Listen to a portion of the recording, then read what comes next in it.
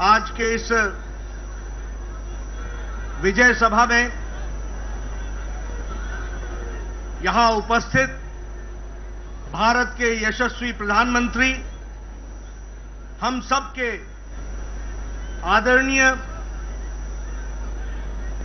श्री नरेंद्र मोदी जी, हमारे भारत के रक्षा मंत्री श्री राजनाथ सिंह जी, भारत के गृह मंत्री श्री अमित शाह जी और भारत सरकार में मंत्री पूर्व अध्यक्ष सम्माननीय नितिन गडकरी जी और यहां उपस्थित इस विजय मनाने के लिए एकत्र आए इतनी बड़ी संख्या में हमारे भारतीय जनता पार्टी के कार्यकर्ता बंधु और मीडिया और इलेक्ट्रॉनिक मीडिया और प्रिंट मीडिया के मेरे साथी, ये हम सबका सौभाग्य है कि आज चुनाव के नतीजे जो भारतीय जनता पार्टी के पक्ष में एक तरफा आए हैं, उसके विजय यात्रा के क्रम में आज इस सभा में इतनी बड़ी संख्या में सब आकर अपने यशस्वी प्रधानमंत्री जी का स्वागत करने, अभिनंदन करने आए हैं। आप सबकी ओर से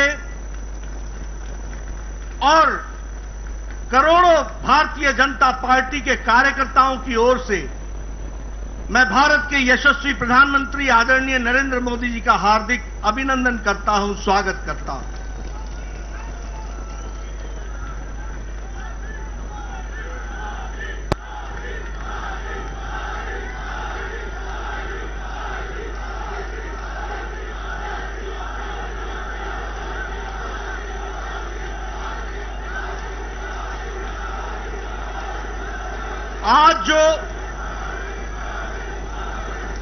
आज जो नतीजे आए हैं, जिसमें हमें एक तरफा भारत की जनता का, 4 राज्यों का जो आशीर्वाद मिला है, ये आशीर्वाद में जो योगदान भारत की जनता ने किया है, वो इस बात को बताता है कि आदरणीय यशस्वी प्रधानमंत्री मोदी जी के द्वारा चलाए गए कार्यक्रम, उनके द्वारा प्रतिपादित किए गए नीतियां, इन नीतियों को फिर से देश की जनता ने चुनाव में जीत हासिल करा करके मुहर लगाई है। इस बात के लिए मैं मतदाताओं का अपनी ओर से हार्दिक धन्यवाद देता हूं और साथ ही साथ प्रधानमंत्री मोदी जी का अभिनंदन करता हूं कि उनके नेतृत्व में एक बार फिर से एनडीए, एक बार फिर से भारतीय जनता पार्टी को प्रचंड जीत हासिल हुई है और लोगों ने उनकी नीतियां और उनके कार्यक्रम को मुहर लगाई है।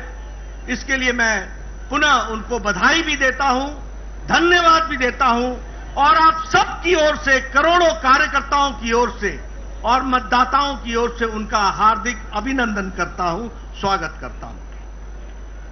मित्रों, जो नतीजे आज आए हैं वो इस बात को बताते हैं कि ये नतीजे बहुत तरीके से पहली बार राजनीति के दृष्टि से कुछ इंगित करते हैं, कुछ दिशा देते हैं, कुछ जिसे हम कहते हैं कि रास्ता बताते हैं कि भारत की राजनीति मोदी जी के नेतृत्व में किस प्रकार से आगे बढ़ रही है। अगर हम उत्तर प्रदेश की बात करें तो यह पहला मौका है कि 4 बार लगातार मोदी जी को उत्तर प्रदेश की जनता ने लगातार आशीर्वाद दिया है।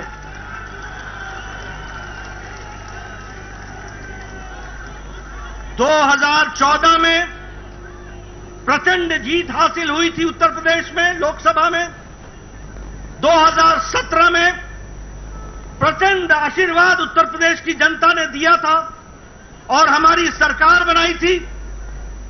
और 2019 में फिर से लोकसभा में भारतीय जनता पार्टी को मोदी जी के नेतृत्व में आशीर्वाद मिला था और इस बार फिर से 2022 में चौथी बार लगातार भारतीय जनता पार्टी को आशीर्वाद मिल रहा है।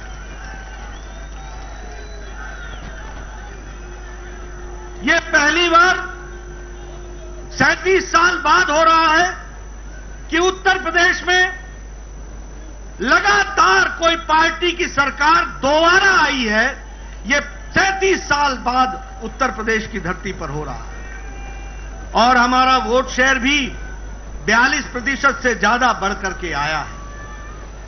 इसी प्रकार हम देखें तो उत्तराखंड जब से राज्य बना तब से हमेशा वहां सरकार बदलती रही, हर चुनाव में सरकार बदलती रही, लेकिन मोदी जी के नेतृत्व में उत्तराखंड का चुनाव लड़ा गया और उत्तराखंड की जनता ने भी फिर से दोबारा और पहली बार दोबारा सरकार बनाई है और उत्तराखंड में भी भारतीय जनता पार्टी को बहुमत दिया गया है। अगर हम बात करें मणिपुर की, तो मणिपुर में भी पहली बार विशुद्ध भारतीय जनता पार्टी के बहुमत से अब हमारी सरकार बन रही है। यह परिस्थिति आई है, इसको भी हमको याद रखना चाहिए। और अगर हम गोवा की बात करें तो वहां हम इस बार हैट्रिक बनाने जा रहे हैं, तीसरी बार हम सरकार बनाने जा रहे हैं और वहां भी आदरणीय प्रधानमंत्री मोदी जी की नीतियों का, कार्यक्रम का आशीर्वाद हम सबको मिला है और उसके कारण ये जीत हासिल हुई है। मित्रों, जहां हम आज 4 राज्यों में सरकार बनाने के लिए अपने बहुमत के साथ खड़े हैं, वहीं कल के नतीजे जो असम के म्युनिसिपल बोर्ड के आए, कॉरपोरेशन के, आपको जानकर खुशी होगी कि 80 म्युनिसिपल कॉरपोरेशन में 77 में भारतीय जनता पार्टी ने जीत हासिल की है। और आज वहां भी एक बाई इलेक्शन था मंझोली का, वह भी सीट प्रचंड मार्जिन के साथ भारतीय जनता पार्टी ने जीती है। इसलिए जिसे हम कहते हैं कि हमारी जनता ने मोदी जी को भरपूर आशीर्वाद दिया, एक तरफा आशीर्वाद दिया है और उनकी नीतियों के, उनके कार्यक्रमों को फिर से एक बार मुहर लगाई है। इस बात के लिए हम सबको बहुत बहुत मोदी जी का धन्यवाद देते हैं। मित्रों, चुनाव में एक बात कही गई कि कुछ पार्टियां हमारे खिलाफ जुट गई हैं और इसलिए वोट की मात्रा उनकी बढ़ जाएगी और वो जीत हासिल करेंगे। कई पत्रकार ये पूछा करते थे कि इतनी पार्टियों का जमावड़ा हो गया है, आप किस तरीके से इसको देखते हैं? मैं उस समय भी कहता था कि यदि नेता मिल जाएं और पार्टियां मिल जाएं तो वोटर नहीं मिलता है, वोटर अपनी रक्षा करना खुद जानता है। इस बात को हमको याद रखना। और मैंने यह भी कहा था कि चुनाव सिर्फ मैथमेटिक्स नहीं है, चुनाव सिर्फ अरिथमेटिक नहीं है, चुनाव केमिस्ट्री है। और जब मैं केमिस्ट्री बोलता हूं तो हम सबको यह याद रखना चाहिए कि भारत की जनता, गरीब जनता, वंचित जनता, पीड़ित, शोषित, दलित, हमारी महिलाएं, हमारी बहनें, हमारा युवा साथी, हमारा किसान आज अगर अपनी केमिस्ट्री जोड़ता है तो वो नरेंद्र मोदी जी के साथ जोड़ता है। इस बात को हमको याद रखना चाहिए।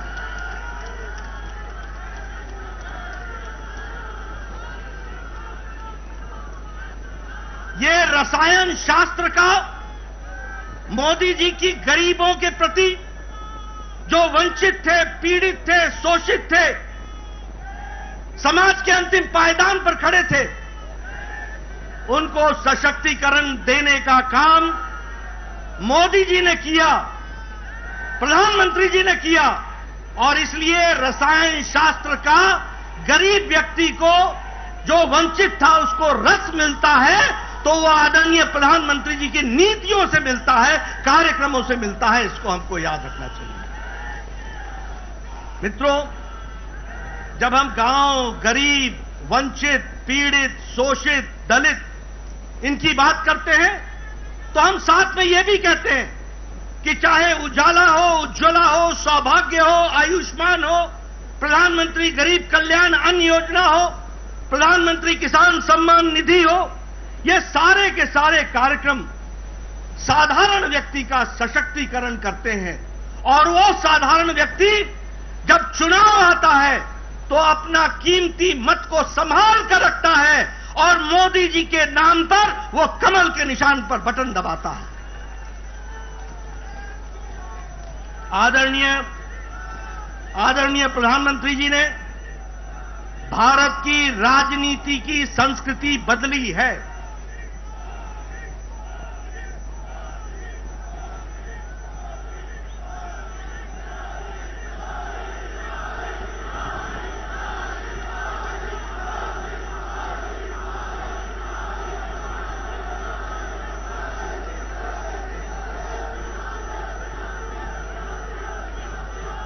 आदरणीय प्रधानमंत्री जी ने भारत की राजनीति की संस्कृति बदली है।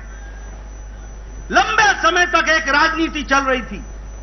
वह राजनीति थी भाई भतीजावाद, भ्रष्टाचार, सांप्रदायिकता, जातिवाद, परिवारवाद, क्षेत्रवाद। इनकी राजनीति लंबे समय से चल रही थी। लेकिन आदरणीय प्रधानमंत्री जी ने भारत की राजनीति बदल दी, उसकी संस्कृति बदल दी। अब रिपोर्ट कार्ड की राजनीति है। काम करोगे, जनता के बीच में जाओगे और जनता का आशीर्वाद लोगे। आज विकास की राजनीति है, आज सशक्तिकरण की राजनीति है, आज महिला सशक्तिकरण की राजनीति है, आज युवा सशक्तिकरण की राजनीति है, आज किसानों के सशक्तिकरण की राजनीति है। आज जो व्यक्ति समाज के अंतिम पायदान पर खड़ा था, जिसको कोई पूछता नहीं था, वोट का आधार मानता था, वोट बैंक पॉलिटिक्स करता था, उसको मुख्य धारा में लाने का काम और सशक्तिकरण का काम किया है तो आदरणीय प्रधानमंत्री जी ने किया है, उनकी नीतियों ने किया है। मित्रों, जब मैं उत्तर प्रदेश की बात करता हूं तो हम जानते हैं 5 साल पहले वहां भय का वातावरण था, भ्रष्टाचार था, माफिया राज था, गुंडागर्दी थी, आतंकवादी दंडनाते थे, उनको नेताओं का संरक्षण मिलता था। लेकिन योगी जी ने लॉ एंड ऑर्डर को कंट्रोल करके वहां पर भय मुक्त समाज और भय मुक्त प्रदेश बनाने का काम किया तो आदरणीय योगी जी ने किया। और उत्तर प्रदेश की जनता ने भरपूर आशीर्वाद दिया। अभी मैं नतीजे देख रहा था, हम 2/3 बहुमत की तरफ बढ़ रहे हैं। यह परिस्थिति आकर के खड़ी हुई है। जो माफिया राज दंडनाते थे वो आज जेलों में बंद हैं। जो लोग भय का वातावरण बनाते थे वो आज खुद भयभीत हैं। यह परिस्थिति आज योगी जी ने की है, इसका भी हम सबको ध्यान रखना चाहिए और उनका भी हम धन्यवाद करें। अगर हम मणिपुर की बात करें, प्रधानमंत्री जी ने नॉर्थ ईस्ट का ये पहले प्रधानमंत्री हैं जिन्होंने एक्ट ईस्ट पॉलिसी, पूर्व की ओर देखो और काम करो, पूर्व को संभालो और मुख्य धारा में शामिल करो। 50 बार आदरणीय प्रधानमंत्री जी नॉर्थ ईस्ट में आपका प्रवास हुआ है और आपने उनके दर्द को समझा है और उनको राहत दिलाई है और मुख्य धारा में उनको लाए। यही नॉर्थ ईस्ट बंद, ब्लॉकेड के लिए जाना जाता था, आज शांति और विकास के लिए जाना जाता है। और मणिपुर में भी पहली बार विशुद्ध भारतीय जनता पार्टी की सरकार बनी। अगर हम बात करें उत्तराखंड की तो यह भी हम दोबारा जीत करके आ रहे हैं, पहली बार मौका मिला और यहां भी विकास हर दृष्टि से हो रहा है। और जो मोदी जी ने कहा कि उत्तराखंड अगले दशक उत्तराखंड का होगा, इसको उत्तराखंड की जनता ने अपनाया है, समझा है, जाना है और भारतीय जनता पार्टी को मुहर लगाई। मित्रों, अगर ये हम सब लोग यहां बैठे हैं बिना मास्क के और नजदीक बैठे हैं, ये संभव अगर हुआ है तो आदरणीय प्रधानमंत्री जी के अथक प्रयास से हुआ है। जो 180 करोड़ लोगों को वैक्सीनेशन देकर डबल डोज उनको तैयार किया है। जब पाश्चात्य देश मुसीबत में अपने आप को पाते हैं तो 130 करोड़ का देश मोदी जी के नेतृत्व में सुरक्षित दिखता है। इस बात को भी हमको याद रखना चाहिए। आर्थिक स्थिति में जो विकास हुआ है कोरोना के पश्चात, आज भारत की आर्थिक स्थिति जिसको दुनिया के मान रही है कि एक फास्टेस्ट ग्रोइंग इकोनॉमी के तरीके से आगे बढ़ रहा है, यह भी दूरदृष्टि बताती है हमारे आदरणीय प्रधानमंत्री। आज हम सब लोग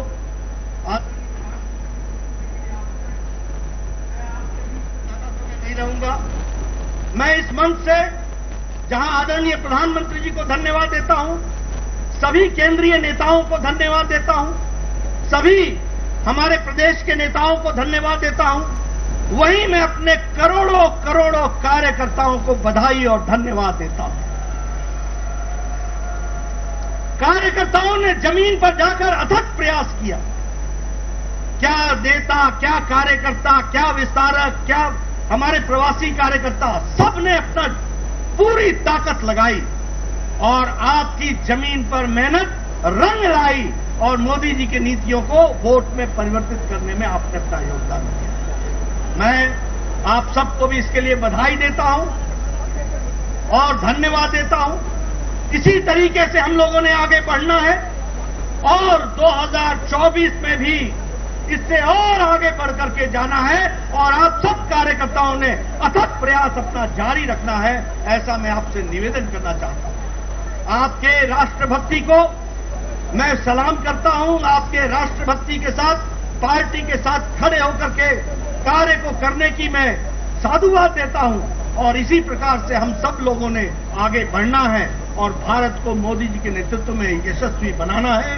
इस काम को, इस लक्ष्य को लेकर हम चलेंगे। इन्हीं शब्दों के साथ बहुत बहुत धन्यवाद। आप सब लोगों ने मेरी बात